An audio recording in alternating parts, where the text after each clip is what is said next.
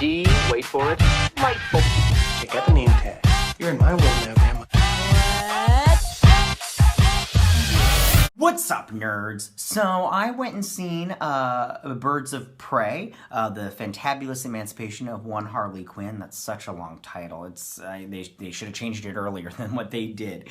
But before I get started on my review, I just want to say that if you like what I do here and you enjoy independent content here on YouTube, please consider subscribing to my channel. YouTube has recently, they did a bot, an old account cleanse / purge. And there's a lot of collateral damage, so consider liking, subscribing, and even sharing my videos, and I thank you in advance. So now that that's got said and done, I did go see Harley Quinn, the Birds of Prey movie, and I just have to say real quick, I wanted to see this movie because I love DC Comics, and I love the characters from it and everything, and the DCEU, in my opinion, hasn't been the best story-wise or whatever in each movie, but I feel like they're getting better, like they're going on an uphill and everything, or were. I wanted to see this movie, and because I like Margot Robbie's portrayal of Harley Quinn. I think she does a good job as that, and I hope she continues to do this job. But I have to say, I wasn't impressed with the trailers. I didn't really care for them, and I didn't think it had a lot to offer. And just a real quick story with that, to tie into this, if you could just give me 30 seconds more, and then I'll get into my review. When the movie Pacific Rim came out, I saw the trailers for that, and I thought it looked stupid. I was like, oh, who wants to see Power Ranger Zoids fight Godzilla? Nobody wants to see that crap. It looks stupid. But my oldest brother, he was like, hey, we're going to go see it. You should come with. I was like, no, I have no desires. He's like, just come with. I'll buy your ticket. And I was like, fine. It's a free movie. Fine, whatever, and everything. Went and seen it. Loved it. Oh my gosh, I love that movie so much. So I thought maybe that this would be the same thing. I didn't really like the trailers. Positive reviews had come out. Maybe I'll like it. So I went and seen the movie and everything. So let me just say right now, this movie is not that good. It's not that good. It's not bad, but it's not that good. And I'm going to get into it. And how I want to do this is I'm just going to go down the movie through the whole movie and just tell you my thoughts on each certain thing. So real quick, Harley Quinn narrates the events of this whole movie and everything, and it's very kind of like Suicide Squad-ish. And so the Joker breaks up with Harley and throws her out on the streets of Gotham City. We don't get to see the Joker. I mean, and it's kind of crappy that we didn't get to see him because we did see set photos and they used a stunt double or a stunt person to do the Joker parts instead of Jared Leto. But it would have been nice to see him a little bit, but they did not show him and everything. But he was felt throughout the entire movie. So then she's taken in by Doc, an elderly owner of a Chinese restaurant. Recovering from her abusive relationship, Harley cuts her hair, adopts a spotted hyena whom she names after Bruce Wayne, which didn't get enough screen time in this movie in my opinion. I really felt like A, she should have had 2 hyenas, and B, they really should have spent the money to try to use those hyenas because they actually use dogs in the movie, and then they are a dog, and then they digitally put a hyena's face on and everything. And you know what I think they should have done? They should have done what Halle Berry's character did in John Wick 3 and just help use those in her attacks, because I felt like that would have been crazy awesome and I would have loved it. I would have just loved it, and I mean, you would have loved it too. And if they would have done that and you didn't like it, you'd been a big weirdo and everything. So moving on from there, she takes up roller derby, which was super fun scene and didn't get enough time in this movie either. I really wish that they would have done a little bit more with that roller derby scene because she looked great and it was great, super fun, and I personally enjoyed it the whole time it was on screen. And she blows up, Ace Chemicals, the Ace Chemical plants where she pledged herself to the Joker, and that was fine. They showed some scenes from Suicide Squad from there, but only Harley Quinn. They did not show Joker. You kind of saw like a tasteful side view, but they didn't show him at all because Jared Leto was like, you are not getting permission, jerks, and everything. So then at a nightclub owned by gangster Roman Sialis, aka Black Mask, a brutal and iron-fisted crime lord who threatens Cassandra Cain and Harley Quinn throughout this entire movie, Harley cripples Roman's driver and meets the singer Diana Lance. And then Diana later rescues an intoxicated Harley from an attempted abduction. And I have to say, all of the men in this movie are just straight up evil. Like, there's no good guys in this movie. That's another thing. This is very, like, every guy in it is rapey.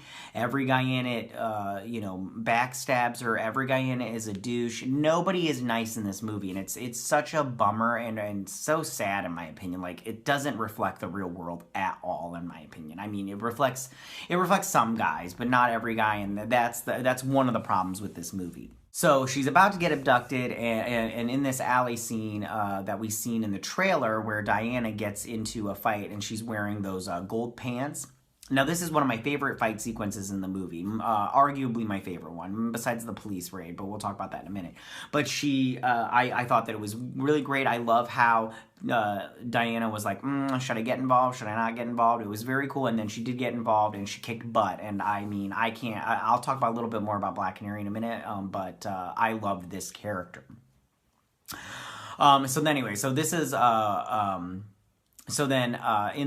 Impressed by Diana's skills, Roman appoints her as his new driver, and he's looking on her from a window above, and he sees her kicks these two guys' butts, and then he's all like, hey, she's going to be my new driver. So then back at the GCPD, Detective Jurnee Montoya is investigating a series of mob killings carried out by the crossbow-wielding vigilante Helena Bertinelli, a.k.a. Huntress. That scene was okay and everything. Also, the men in this scene, they all seem to hate Montoya, and I don't understand that at all. If you read the comics or watch the animated series, Montoya is like third in command pretty much, because she's like in the inner workings of the higher-ups, and it's just crazy. Anyways, so finding Harley's necklace at the scene of Ace Chemicals' explosion, Montoya notes that Harley is in danger without the Joker's protection. And that's basically felt throughout the rest of this movie, or the first half, is that once everybody finds out she's broken up with the Joker, they're all like, oh, it's time to kill Harley. So anyways, Montoya approaches Diana about being an informant on Roman for them, but Diana rejects the offer, and Diana is not only a singer, but a vigilante with a metahuman ability to hypersonic screams, which she inherited genetically from her mother, who used to help the GCPD until she was killed. And this is the only backstory that we get about Black Canary, which is a shame because Jurnee Smollett Bell plays a really good Black Canary and one of my favorite characters in this movie. I mean, she's definitely in the top 3 in my opinion, and I really wish we would have got more Black Canary and less of some of the other characters, which I'll get into that in just a second also. So then Roman sends Diana and his sadistic right-hand man, Victor Zsasz, to retrieve a diamond embedded with the account numbers to a fortune of the Bertinelli crime family, who were massacred years ago. Now, in the original script, this diamond was supposed to be embedded with pictures of Black Mask's member, and they were not flattering. YouTuber Grace Randolph pointed this out, and I do believe that they changed it because of her reporting, and probably for the better. I mean, if you ever think about Watchmen, people that don't read comic books and everything, for instance, my wife, she doesn't read comic books, and every time I bring up Watchmen, she just goes, oh, the one where the blue guy was naked. And I was like, yeah, that one and everything. So I think a lot of non-comic book readers, just casual moviegoers, they always associate the nakedness with it. So I think this movie would have been associated with that. It would just been the D-Pick movie if they had done that. So then a young pickpocket, Cassandra Cain, steals the diamond from Zsasz, and she's the worst pickpocket I've ever seen, but whatever. But then is arrested and swallows the diamond. Now, Cassandra Cain has to be the dumbest character in this entire movie, in my opinion. A complete waste of space, and takes up quality screen time that the rest of the characters who are actually good in this movie could have used. I can't point that out enough. Take out Montoya and Cassandra Cain, who is not Cassandra Cain from the comic books. The comic book Cassandra Cain is bad ace. She knows how to fight by this age. She's practically an assassin herself. She ends up becoming a Batgirl herself. It's just the worst and everything, which I'll talk about more of this in a minute. So then Harley, fleeing from Montoya and several other people who she's wronged, is captured by Roman's men.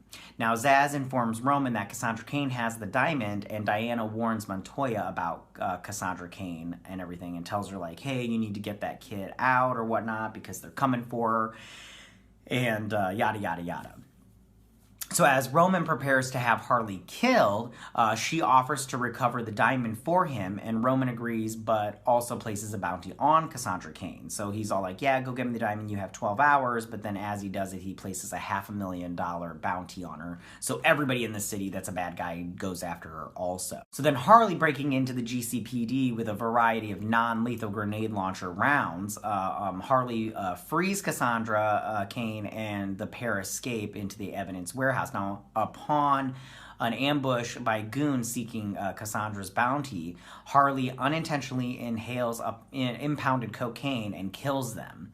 Now, this also is one of my favorite fight sequences, although I have some problems with these scenes. First off, the fact that she doesn't use lethal rounds says something. If you remember in Suicide Squad, Amanda Waller says that Harley Quinn is crazier than the Joker, and a crazy person doesn't use non-lethal rounds. But this is clearly a sign from the writers, or writer, that they didn't want to have their beloved Harley Quinn character kill police officers. Also, it does not show any type of bravery on the part of the police, which I find problematic. I mean, she holds one up and he, tells her where the kid is, and the rest of them, I mean, like, none of them, like, they all run away in fear, and I'm all like, listen, she's got non-lethal rounds, she's shooting off glitter, pull out your gun from down the hallway and start shooting and everything. It was so crazy and not realistic in that manner. So then she and Cassandra hide out in Harley's apartment after they get out of the GCPD. Now, Doc is approached for information by the crossbow killer, who is revealed to be Helena Bertinelli, having survived her family's massacre and becoming a trained assassin. Now, Helena has been targeting each of the gangsters responsible for the murders of her family. And one of those happens to be Victor Zsasz, and ultimately Black Mask. But anyway, so Quinn's apartment is bombed by criminals looking for Cassandra after Doc betrayed Harley and sold them out. Again, also not a good guy, which you thought he would be a good guy, but he's not. He turns her in, and it's just, it's so, I can't say enough about that. Anyways, so Harley calls Roman and offers to turn Cassandra Cain over in exchange for his protection, agreeing to meet at an abandoned amusement park. Where her and Joker used to hang out, apparently. So then Diana notifies Montoya of the rendezvous, while Zsasz notices Diana's treacherous text message en route to the park and informs Roman. Devastated by Diana's betrayal, Roman dons his ritualistic mask, from which he gets his villainous nickname from, Black Mask. Now, at the park, Montoya confronts Harley, but is knocked out of a window. Then Zsasz arrives with Black Canary and tranquilizes Harley before holding Diana at gunpoint. Now, in the comic book, Victor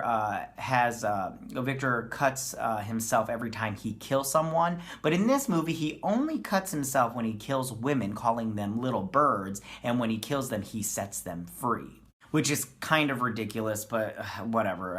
All men are bad. I got it. Anyways, he's then killed by Helena, who reveals Zsasz was a last of her family's killers. And then Montoya returns, and a standoff ensues until the women realize that Roman has arrived with a small army of masked criminals known collectively as the False Face Society. Now, using Quinn's old gear, the makeshift team of women successfully withstand and repel their attack. Now, this is my least favorite fight sequence in the entire movie, and I have to say it's kind of stupid, taking place in this little fun house or whatever it is. There are some action sequences that don't work, and it gets really silly as the movie at this point in the third act. It just gets really silly and totally weird and convoluted and all that stuff. And I will have to say, though, it was very realistic that Black Canary is trying to fight, and her hair keeps getting in the way, and she's like, ah, and everything. And then Harley rolls on by, and she's all like, hey, do you want a hair tie? And Black Canary's like, yeah, and she puts her hair up. So I thought that was realistic, and I thought that I liked that part of it. So then during this battle, Cassandra Cain is captured by Roman / Black Mask, while Montoya is shot, and she survives due to she's wearing Harley's bulletproof bustier. And then Diana reveals her meta-human ability of a supersonic level screaming. and defeating an additional number of mobsters aligned with Roman. And they come out and she's like, ah, and she only uses it the once. And then she passes out, which is understandable because she's the only metahuman in the entire movie and the only person that has powers, and you probably just want to get her off the board at this point. But I have to say, I would have liked to have seen her use her canary cry a little bit more in this movie. It would have been really cool. It was a good effect. I liked it, but they didn't use it enough. So then Harley gets chased on roller skates, which is ridiculous because she's practically keeping up with the car. I mean, she's a little bit far behind. But anyways, and with assistance from Helena, Huntress, and her motorcycle, the pair pursue Roman. Now, I have to say they did bring in Chad Stahelski to help film the reshoots and the fight sequences for this movie, but I have to say I couldn't tell the difference, and I really feel like they could have done more if they had more time. So then, at a nearby pier, the final confrontation occurs. Taking aim at a shadowy figure in the distance, Harley believes that to be Roman. She wastes her last bullet as Roman appears to be behind the figure, which is revealed to be a statue. Roman holds up Cassandra Cain as hostage in front of him and prepares to kill her and everything. However, Cassandra pulls the ring from a grenade. She's like, I stole your ring. And she had taken a grenade from the chest earlier. And she slips the grenade into Roman's jacket. Now, Harley pushes, well, she flips him over into the harbor just before the grenade detonates and kills Roman. Now, I have to say, killing off the bad guy in this movie was a huge mistake. The hugest mistake. And a disservice to the character. Not only the one from the comic books, but the character that Ewan McGregor has portrayed in this movie. Up to this point, he's done a very good job. And I have to say, he is also one of my 3 favorite characters in this movie. Now, although I did laugh as he screamed as Harley Quinn flipped him over the dock into the water. I mean, he was like, ah! And then he I laughed at that part. It was pretty funny. Now, in the aftermath of destroying Roman's criminal empire, Montoya quits the GCPD because all men hate her in there. And then with the money from the accounts hidden inside the diamond, she joins Diana and Helena in an established team of vigilantes known as the Birds of Prey, which all their costumes suck. They're so stupid at the end. All the costumes suck. Anyways. And then Harley and Cassandra sell the diamond to a pawn shop and start their own business where they get this breakfast sandwich at the end. And that was literally... that was one of the dumbest things in this movie, that whole breakfast sandwich situation. It was so stupid. Big waste of time. So as far as the writing goes, Christina Hodson has not proven herself in my eyes as a great writer or even a good writer. Before this, she did Bumblebee and the movie Shut In, and both of those movies were not exactly the best written, in my opinion. So I don't know how she's going to do with the Flash movie, and I really hope that she gets her bearings and understands these characters from a source material point of view, because it's very obvious that she does not understand these characters, and at this point it's just kind of sad and everything. So from a directing point of view, I have to say that Kathy Yan, in my opinion, this seems like this is her first big budget movie, which it is, and it feels like that, and I feel like she still has time to grow, because as far as I'm concerned, this was not the best directing of a seasoned director. I mean, it doesn't ring the directing of a seasoned director.